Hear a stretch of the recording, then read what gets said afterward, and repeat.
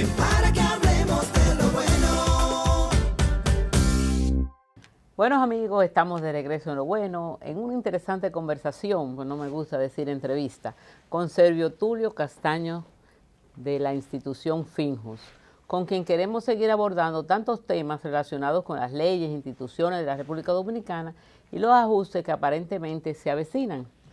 Pero antes te voy a brindar una tacita de café que nos mandan la familia Perelló, Café sí. Santo Domingo. Esos son profijos. Están estrenando de todo, tienen uniformes nuevos, tazas nuevas, bueno. Y tienen unos cafés de origen, gran origen, que tienen Gracias, mija. de perlas rojas. Sí, no sé si lo has visto, Gran Sí, Sierra. claro. Es bueno probar estos nuevos granos de Una Café exquisitez. Santo Domingo y Suardí. Es otro de los que ellos tienen. Nos tienen acostumbrados siempre a las cosas buenas. Tú hablabas de la familia Perelló. ¿Fueron uno de los ideólogos de la fundación? Ellos No, están es que esa gente tiene una visión que va más allá Sí. de la distancia. Rafael era un hombre No, extraordinario. visionario, un hombre espectacular. Uno de los hombres del siglo XX. Sí. Hubo algo pendiente. Respecto a la reforma constitucional, dijiste que hay un aspecto que no es necesario la reforma constitucional para la separación del Ministerio Público, pero hablaste de el órgano. No, mira, por ejemplo, vamos a hablar de la composición del Consejo Nacional de la Magistratura. El procurador nunca debió de ser parte de ese consejo. Nunca. La misma magistrada Miriam Germán, cuando fue convocada por primera vez Al Consejo. al Consejo Nacional de la Magistratura, ya ella como Procuradora General de la República, recuerdo una frase que ella dijo, iniciando la sesión. ¿Qué yo hago aquí? ¿Qué? Pero eso tiene una lógica. ¿Cuál es la lógica? ¿A ti te suena bien fiscales nombrando jueces? Semánticamente, gente que tienen que ver con la persecución, nombrando a la cúpula de quienes finalmente Son lo que van a conocer lo que ellos someten. Ujú. Eso suena tan feo. Sí. Eso pudo haber ocupado esa posición un ministro de Justicia.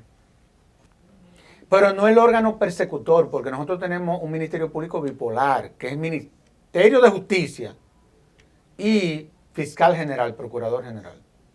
En una reforma constitucional, esas son de las cosas que hay que debatir. Entonces, ¿tú estás de acuerdo con la reforma constitucional? No, yo te estoy diciendo es que cuando se dé la reforma, esos son de los puntos que hay que poner sobre la mesa. Que no la independencia del Que Ministerio no tienen Público. que... No. Es tú tratar de quitarle atribuciones al Ministerio Público que desnaturalizan al órgano. Esa es la realidad. Por ejemplo, aquí se ha dicho de que sería bueno que como miembro del Consejo Nacional de la Magistratura esté, por ejemplo, el presidente del Tribunal Constitucional, el presidente del Tribunal Superior Electoral. Nosotros tampoco estamos de acuerdo con eso. Ahí puede estar los órganos que en virtud de la Constitución de la República representan los poderes del Estado. Esos son órganos suprapoderes.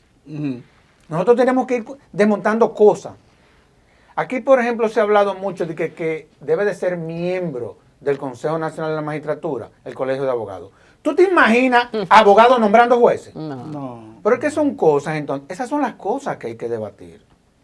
Entonces, para una reforma, lo que habría que hacer es debatirla con tiempo y no ponerle una fecha. O sea, Definitivamente que no. Exacto. Son para procesos, para además, poder llegar a algo. a legitimarla también. Correcto. Por ejemplo, la Iniciativa Popular Legislativa. En la Constitución del 2010, bueno, tú sabes, Alexandra, que nosotros jugamos un papel relevante. Vital. Mientras la sociedad civil estaba en contra de esa reforma, nosotros fuimos parte activa de esa reforma. Yo recuerdo. Uno de los puntos que se le introdujo a la Constitución del 2010, acuérdate que nosotros veníamos de una Constitución cuyo espíritu era de las denominadas constituciones liberales. Las constituciones liberales se fundamentaban sobre la base de la representación. ¿Qué pasa? Como nosotros cambiamos en el 2010 de esa visión liberal a un Estado social y democrático de derecho, nosotros entonces teníamos que tomar en cuenta de que derechos fundamentales que se habían introducido a la nueva Constitución, nosotros también teníamos que crear en la Constitución y los órganos que lo iban a garantizar. Por ejemplo, ya hoy el concepto de democracia, para que tú lo entiendas como tal, no se fundamenta sobre la base de la representación, sino que hay otro componente que tiene que ver con el de la participación de la ciudadanía en los procesos de construcción de esa democracia. Pero ¿qué pasa? Para que la ciudadanía participe en esos procesos de construcción, tú tienes que crear las herramientas para que participe. Por ejemplo, el referéndum. Ese es un mecanismo de participación popular. Y eso está Porque bien eso nunca se ha usado. porque no se ha aprobado la ley. Porque hay una ley. Y estamos hablando de una reforma constitucional a una constitución que todavía no la hemos podido implementar. 11 años. Porque no hemos aprobado Porque- las leyes que pueden garantizar la implementación de la misma. Pero quiero ir al mecanismo de la iniciativa legislativa popular. De lo que se trata es de que personas desde la sociedad puedan tener la posibilidad de poder introducir propuestas normativas. Eso existe en la mayoría de los países. ¿Qué pasa? En la Constitución del 2010 nosotros era lo que se podía. Porque tú también tienes que entender que estos son procesos. Señor Marco. La democracia es como la ética, ni se escribe, ni se dice, se construye. Tú la tienes que ir construyendo. Nosotros establecimos un 2% de los inscritos en la Junta Central Electoral, pero eso son demasiada gente. Ojalá y que eso se pueda bajar a que 50,000 personas puedan, a través de recolección de firmas, poder hacer introducciones a anteproyectos de leyes al Congreso Nacional. Yo creo que eso sería una de las cosas Eso sería tremendo. y eso fortalece la democracia. A fin de cuentas, tú no le estás quitando la atribución a los legisladores de que son porque ellos los no. que van a aprobarlo o no. A propósito de todo lo que hemos hablado, tú hablabas de la situación de la reforma policial. Forma parte, yo diría que puntual en esta reforma. Que no lo agradezco al presidente haber metido uno en esto. Ni mi familia Pero tú tampoco. participaste en la anterior también. Sí, pero acuérdate que la anterior Fue no se normativa. implementó. Fue normativa, no se Fue implementó. normativa. Yo quisiera agregarle a eso, que tú Sí. estás ya introduciendo el tema de la reforma policial. Que más o menos, porque el tiempo Apremia. se acaba rápido. ¿Cómo va a ser? Yo espero que nos dé tiempo.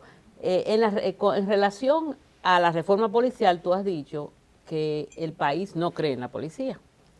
También Finjus ya hizo una declaración de que no están tranquilos con el proceso de delincuencia que estamos Claro. viviendo. El presidente ha hablado de una reforma en 2 años. El que está viviendo la delincuencia que tenemos en este momento no está pensando en 2 años. Claro. A pesar de que en esta semana ya se dijo que van a haber patrullas. Así es. Importante eso. No creo que es suficiente, pero Claro, importante. claro, porque claro. da pena, yo lo digo una parte del programa, que la gente esté pidiendo pasados jefes de policía por su mano dura, cuando estamos ya en un estado de derecho. Claro, claro. Entonces, dentro de esa reforma policial, lo que tú nos puedas orientar, pero aparte, bueno, ya eso cae también dentro de todas las reformas que el presidente ha sometido y que hay un grupo de políticos, empresarios y de la sociedad civil que tiene una segunda reunión el día 15 para ver qué tiene el gobierno para presentar sobre eso. A mí me preocupa la reforma fiscal. Claro, claro. Me preocupa mucho porque definitivamente son difíciles. Son difíciles. Tienen un costo. El gobierno tiene que tener, y creo que la tiene, la posibilidad de ese costo que es político, Sí, por supuesto. poderlo poner, porque creo que, yo digo que yo lo veo eso como un banco. Déjame sacar una parte de este capital político que tengo y lo invierto en esto que en el futuro me va a representar, me va a rendir. Claro, claro. Si la gente lo que quiere ver en términos económicos. Claro. Entonces, la reforma que está entre las reformas, la reforma fiscal, no es el pacto fiscal. Entonces, todas esas confusiones que están sobre la mesa, yo pienso que rápidamente lo que tú puedas, está como dijimos ahorita, la de extinción de dominio, la ley de extinción de dominio, que también Finjus hizo un taller con el Senado y la Cámara de para ver Diputados. cuáles son y la Cámara de Diputados para saber cuáles son los retos. Quizás hay unos mitos sobre esa ley, Sí, hay muchos mitos. Mucha gente en contra de ella. Bueno, y obviamente también me preocupa mucho el afán de que se devuelva el 30% de los planes de pensiones. Ahí entra tu profesión de economista. Pero mira a ver cómo todo lo que he puesto así rápido sobre la mesa, se pudiera dejar algo de información a los televidentes. Yo me alegro que tú hayas hablado del taller que hicimos con los senadores y diputados, porque nosotros desde la Fundación tenemos una visión de Estado. Nosotros no somos un movimiento cívico. Nosotros somos un think tank, un centro de pensamiento. Y estamos rankeados por el Centro de Pensamiento de la Universidad de Filadelfia, que es la que evalúa los tanques de pensamiento en América. Somos la número 78. Eso nos lleva entonces a tener que cada vez que hacemos un planteamiento o cada vez que queremos participar en un proceso, tenemos que asistirnos con técnicos, con especialistas en la materia. Yo voy a comenzar con lo de la ley de extinción de dominio muy rápidamente. Nosotros trajimos un especialista porque lo que se había sometido al Congreso generó mucho ruido. Y fueron ruidos muy válidos. Porque a fin de cuentas una ley de extinción de dominio en principio es para usted desmontar el patrimonio de personas que lo acumularon sobre la base de actividades ilícitas. Tan sencillo como eso. Nosotros aspiramos a que esa ley tampoco tenga un alcance general, sino que sea para tú atacar delitos específicos. Y no es retroactivo, por supuesto. Lo que pasa es que existe la retrospectividad, ese es un debate. Acuérdate que se trata de una vía que se utiliza o una acción contra la cosa, no contra la persona. Entonces, si tú desde el punto de vista de las garantías, un narcotraficante, vamos a hablar aquí con nombre y apellido, que se sabe, porque a fin de cuentas, cada vez que se da a una persona en extradición, ellos negocian allá, nosotros renunciamos a la persecución y cuando ellos vienen aquí hay que devolvérselo todo, eso es lo que ha pasado. Lo que se está tratando es de aprobar una herramienta que acabe con eso, que está generando distorsiones muy serias, inclusive dentro del propio sector empresarial, porque hay sectores que habiendo acumulado de esa forma, de manera indebida, altas sumas de dinero, después vienen aquí a invadir sectores del empresariado. Entonces, es complicado. Y lavan sus activos. Y esas son de las cosas que hay que discutir. El fideicomiso que se creó ahora para Punta Catalina, Lo tiene que aprobar el ¿es Congreso. constitucional? No, acuérdate que tiene que aprobarlo el Congreso. Porque a fin de cuentas eso es lo que establece la ley. O Pero- sea, se nombró... Porque muchos están diciendo que es inconstitucional. No, lo que pasa es que es inconstitucional si no se le somete al Congreso. Pero yo entiendo que... Porque es una y yo creo que el concepto especie- jurídico ya habló sobre eso. De lo que se trata es de que habiendo el gobierno anunciado, por ejemplo, quién sería el que lo va a presidir y otras personalidades, eso es lo que hay que ya sometérselo al Congreso para que finalmente sea el Congreso el que apruebe. Porque es una apropiación. No, eso no es una expropiación. Pero ¿bajo qué concepto se somete al Congreso? Eso es lo que hay que explicar. ¿Y por qué entonces yo no Porque a entiendo? fin de cuentas lo que se hizo fue un anuncio. Entonces yo pienso que la remisión al Congreso tendrá que explicar y tendrá que motivar cuál es la Porque razón. lo están metiendo dentro del tema de más de 200 salarios, que es lo que tú haces cuando tú vende un terreno, Así por es. ejemplo, del gobierno. Pero esas si son- son más de 200 salarios, los tienes que llevar al Congreso. Por supuesto, pero esas son las cosas que hay que debatir. Pero evidentemente de que un fideicomiso de esa naturaleza y dada lo que se está dando como fideicomiso, evidentemente de que finalmente tendría que el Congreso que aprobar cuál sería la modalidad y aprobar quiénes serían los que como consejo van a administrar El eso. prechequeo aéreo no va a salir. Fue un Bueno, acuerdo que se firmó, Pero no solamente se firmó, yo no sé qué es lo que viola el prechequeo. pero es en el Tribunal Constitucional que está parado. Sí, porque acuérdate que aquí existe el control preventivo de los tratados. O sea, todos los tratados que nosotros firmamos. Eso beneficia al país. Pero en no términos solamente eso, turísticos. mira lo que te voy a decir, Alexandra. Porque aquí hay temas como que la gente como que no se quiere meter en ellos porque creen como que si tú te metes van a terminar hablando mal de ti. Pero como yo en la vida no aspiro a nada, sino a hacer lo que yo entiendo que es correcto, yo digo las cosas como yo le entiendo. Yo te voy a poner un ejemplo. Cuando tú lees el acuerdo, porque hay que leer también, ¿verdad? Ujú, claro. No es cuestión de redes. Ni de interesados. No. Leer.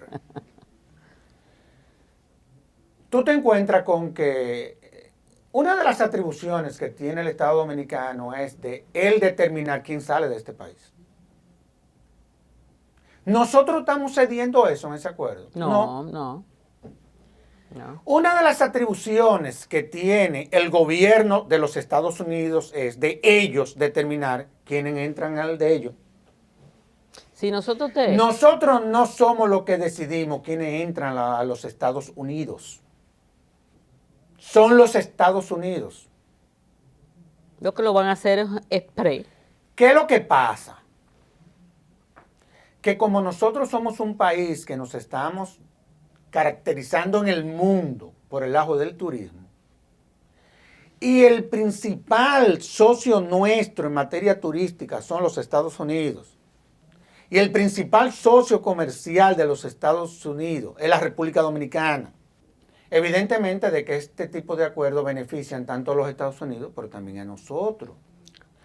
Nosotros no estamos cediendo ahí absolutamente nada. Ahí de lo que se trata es de que los Estados Unidos se le va a reservar un espacio aquí Como una zona franca. para que las personas, pero no es zona franca, porque déjame decirte lo siguiente, esos espacios, su entorno, van a estar bajo la autoridad dominicana. Es decir, si se presentara un conflicto con relación a lo que como atribuciones ellos van a ejercer, es decir, que es la de ellos evaluar si quien están chequeando reúne las condiciones para entrar a los Estados Unidos. Esa no es una atribución de los dominicanos, No. es una atribución de ellos. Si se presenta un problema ahí, ¿tú sabes cuál es la autoridad competente? La República ¿Y Dominicana. tú crees que eso murió como las 3 causales? No, yo creo que no. Porque es importante. Eso Yo lo trae- que veo es que cada vez que eso ya lo ponen en la agenda, mediáticamente, entonces sacan eso a relucir. En este momento eso puede traer más de 1 millón de turistas adicionales al país. Pero, Serviotiro, te voy a hacer una pregunta. Si te invitamos otra vez, ¿tú vendrías? Porque no acabó el tiempo. No, pero tú estás relajando. No, Se nos acabó. Digo, nos que están diciendo. Así decía que- don Francisco Álvarez Castellano, qué rápido se va el tiempo en tan buena compañía. Y es así. Así fue. Este es tu programa. Contamos con que así lo sientas. Ojalá te hayas sentido cómodo con nosotros. Para nosotros ha sido un momento extraordinario de grandes informaciones y dándote la despedida y darte las gracias por haber estado aquí con nosotros. No, gracias a ustedes. Nuevos emprendimientos